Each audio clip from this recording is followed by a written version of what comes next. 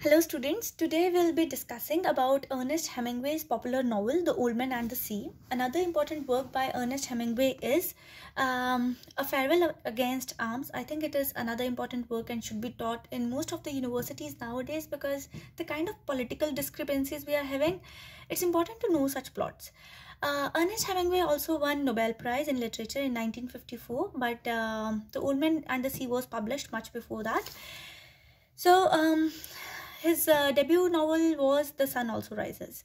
But today our focus is only about The Old Man and the Sea, which is a novel in Punjabi University syllabus also for graduation students, right? So the main character is Santiago. Santiago is a fisherman, and he is actually he has been on a failed expedition of 84 days where he wasn't able to catch even a single fish. So he became a subject of mockery amongst the fellow fishermen, because of course, even after having years of experience, he couldn't catch any fish.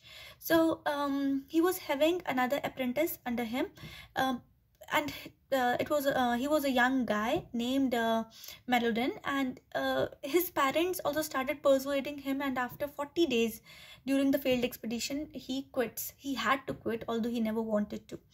So once everything starts taking up pace, what happens is that finally Santiago decides to go on his toughest and longest expedition, that is to catch Marilyn. Marilyn is the biggest fish. It is an 18 feet long fish which he plans to catch.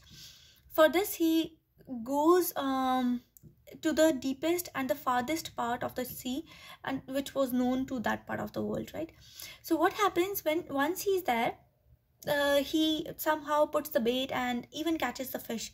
Now there are some themes which are not shown directly, but it's important they are metaphorical. So for these figurative meanings, it's important that we touch some parts of it.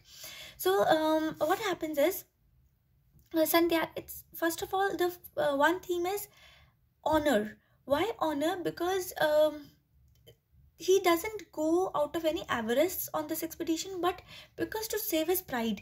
Why the pride and why the honor? Because once he'll come back, he came back just with the carcass of Marilyn, that is the skeleton carcass, but then also he gained that respect which he earlier had lost. Now when he goes on this expedition, it was kind of impossible for anyone, especially any person of his age, to go that deep into the sea and then to bring that fish onto the shore. But he never gave up and he finally brought it. The other theme is of this determination and the perseverance. Why both Marilyn and Santiago, they were determined. Why determined? Because in case the fish had given up, it would have been easier for Santiago to pull it out, and in case Santiago would have given up, again the fish would have won this struggle. It was more like a tug of war between Santiago and Marilyn, and none of them was ready to give up. So another thing which we can notice here is that it's also not just about defeat, but a different kind of defeat. What kind of defeat it is? That Santiago says, and I quote, that man is not made for defeat. Man can be destroyed but not defeated. So it shows the kind of valor, the kind of determination the human mind and human being is able to establish. Another thing is Santiago also says, I love you, so I have to kill you. So it's also about that once you set up your goals, you are not afraid of the consequences.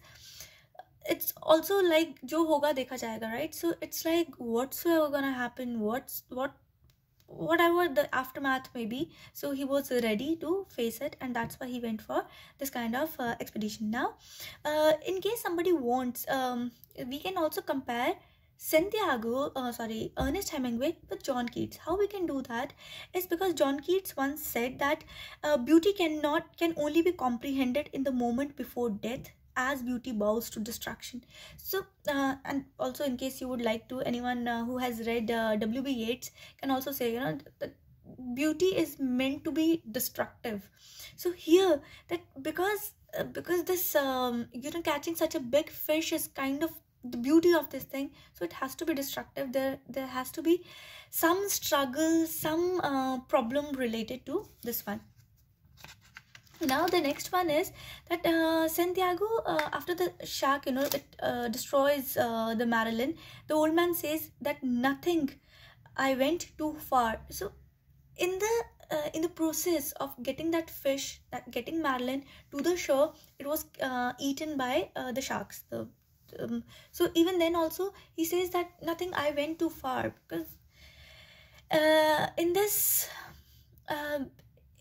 this desire, I would call it a desire, in this desire to bring his favorite fish, bring his best catch to the shore, it was destroyed, it was killed. Even if he would have brought it to the shore, it was already dead. So it's also not about just about the defeat and the war or the challenge or the struggle. It's also about life and death, and how I am relating it to life and death. And I have seen a few other critics also doing the same, that we can even compare both Santiago and Marilyn to Jesus Christ. How we can do that is, first of all, once you will read the novel, you will see that at a few places when he's bringing the fish, it starts making cuts on his hands because it's heavy, and then that fishing line, it actually cuts deep into it. So it says that when his palms are first cut by the fishing line, the reader can't help but think and compare it with the stigmata of Christ. And also once it's said that when he pulls the fish and endures the pain, Santiago sounds like a man having nails driven into his hands. So from when Ernest writes that nails are driven into the hands, you can't control, but you somehow relate it with the crucifixion of Jesus Christ, right? So here Santiago can be compared with Jesus Christ, especially in the last pages of the novella. You will see that at various places you will feel like as if he's being compared to Christ.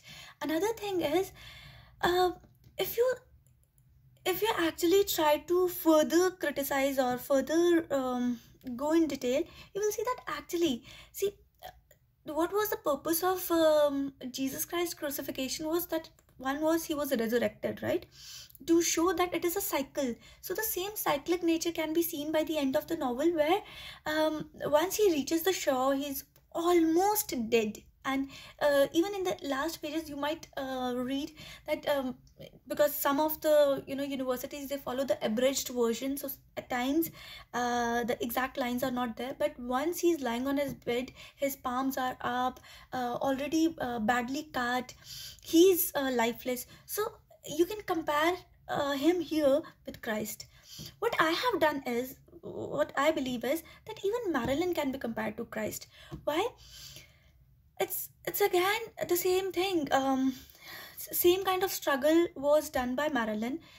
Okay, being human, we have more sympathy with Santiago, but even Marilyn never gave up. It kept on fighting, and it was alive. And that's why when it was being eaten by the sharks, and even then also she was trying to pull back, somehow was, so even when it was alive, it was going through bad torture, physical torture also. And of course, irrespective of the fact that we are not able to understand the mental agony of the fish, it doesn't mean that it wasn't going through the same.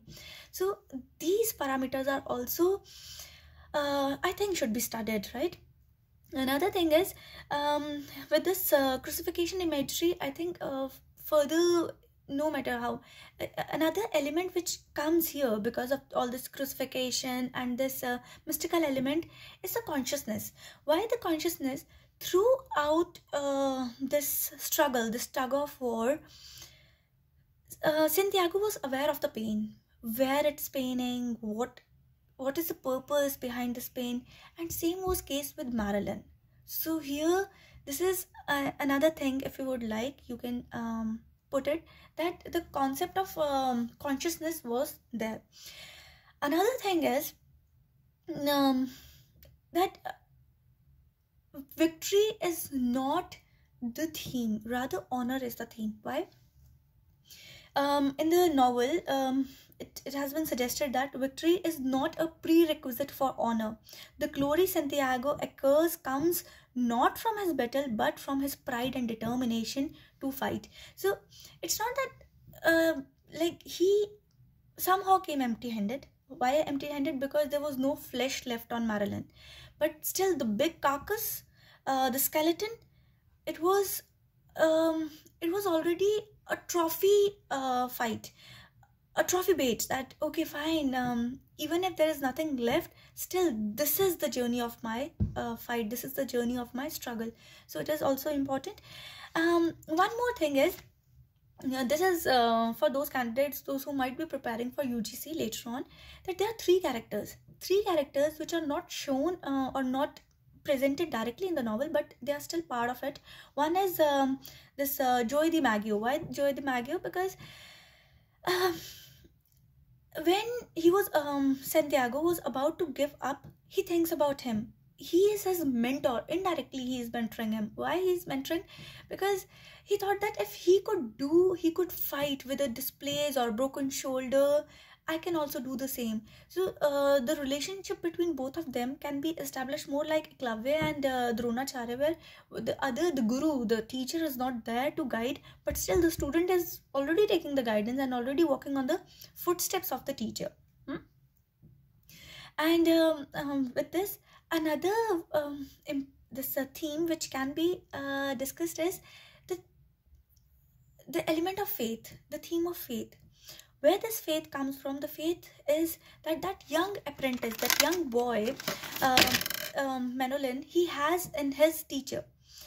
He was a student, he was his trainee, and he had this faith that no matter if my teacher has failed for 84 days, I have faith that one day he will do something which none of the fishermen has done on this particular island.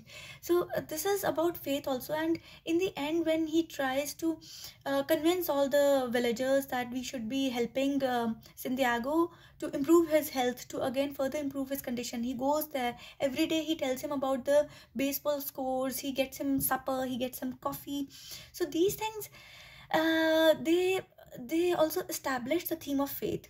The two other people, those who haven't been mentioned, but those who can be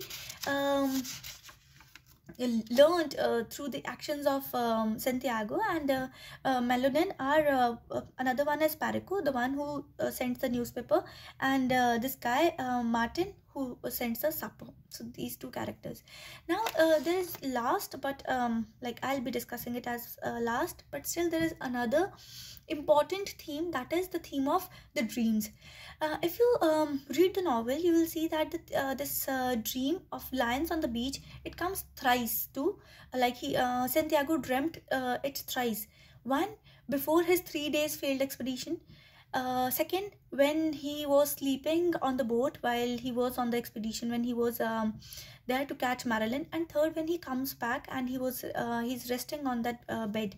Now lions, of course, lion is a symbol of victory, so he has faith that one day I'll be winning, and my experience will be helpful for me. And it actually does, because of his years of experience. He could bring, or he could endure that fight, that hopeless fight. There's one thing that I just read it once somewhere. The old man was full of resolution, but he had little hope. And later on, it is in the novella, it is written that he hit the shark without hope, but with resolution. So even our resolution helps us a lot. So in case you would like to discuss this one, this can be another theme. So I think it's enough if you just go only through these particular themes and scenes. You're already there with the novel, you already have the gist of it. Still, I would recommend you to read it dedicatedly. Don't take it as a challenge, take it as a journey, just like Santiago did. And have faith in your masters. Take care, keep reading, keep posting. God bless.